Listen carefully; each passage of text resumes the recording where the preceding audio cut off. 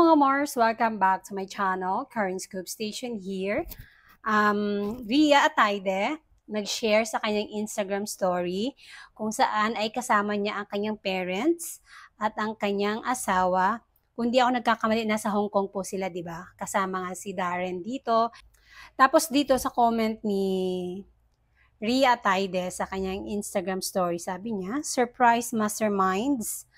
Love you three so much." At Sylvia Sanchez, at Sabi Art, and at Only Zanjo Marudo. Dito, talagang ang laki na ng tiyan, ang ganda pa rin ni Ria, bagay na bagay sa kanya ang kanyang pagbubuntis. Bakit talaga pag ang babae ay nagdadalang tao, lalong gumaganda, ano? And then, isinare ito ni Ma'am Sylvia Sanchez sa kanyang Instagram story. Sabi niya, "Ha ha ha ha. Mahina ang radar mo at naisahan ka naming tatlo. We love you, Buntis Pot-Pot. Next trouble, kasama na mini me nyo ni Zanjo Marudo. Hashtag excited much. Si hashtag Mami La at si Papsi at Sabi Art sa pagdating ni Little Boss." Yun mga Mars, ang gustong itawag ni Ma'am Sylvia Sanchez ng kanyang apo sa kanya ay Mamila, at ang sa kanyang asawa naman na kay Mr. Art ay Popsi. Ayun, nakaisip na sila ng itatawag kay Ma'am Sylvia Sanchez ng kanyang apo, Mamila. Ang ganda ni Ria, oh. And maiba tayo dun sa post ko kahapon na video. Yun nga, nakakalungkot dahil ang daming napaka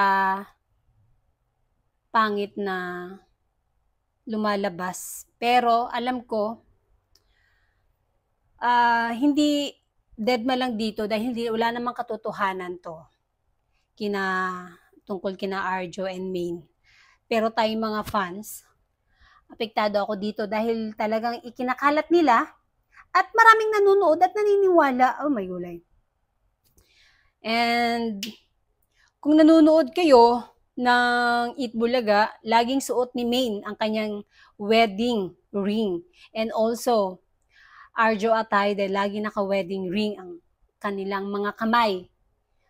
Tapos, kung gusto niyo ng katotohanan, aside sa sinishare ko, follow nyo ang kanya-kanya nilang mga Instagram account para updated kayo sa buhay nila at para wag kayong maniwala sa mga kumakalat na fake news tungkol sa ating love na Armaine. Dahil marami po talaga ang naninira sa kanila, especially Arjo. Tama nga yung isang nag-comment.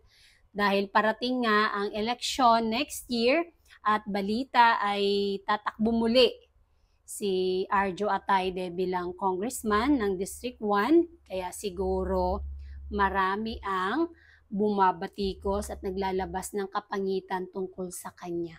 Yan din ang naisip kong dahilan kung bakit gano'n na lang sila katodo manira sa tao. Dahil nalalapit nga naman na talaga ang election, ilang buwan na lang mag-e-election na.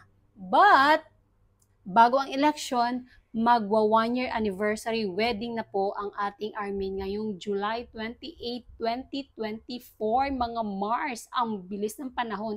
Ilang linggo na lang, anniversary na nila. 1-year wedding anniversary. At shout out mga Armenian. Mahal na mahal natin ang Arjo and Maine Mendoza Atayde.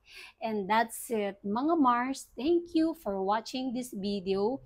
Please like, comment, and subscribe and share for more scoops. Bye!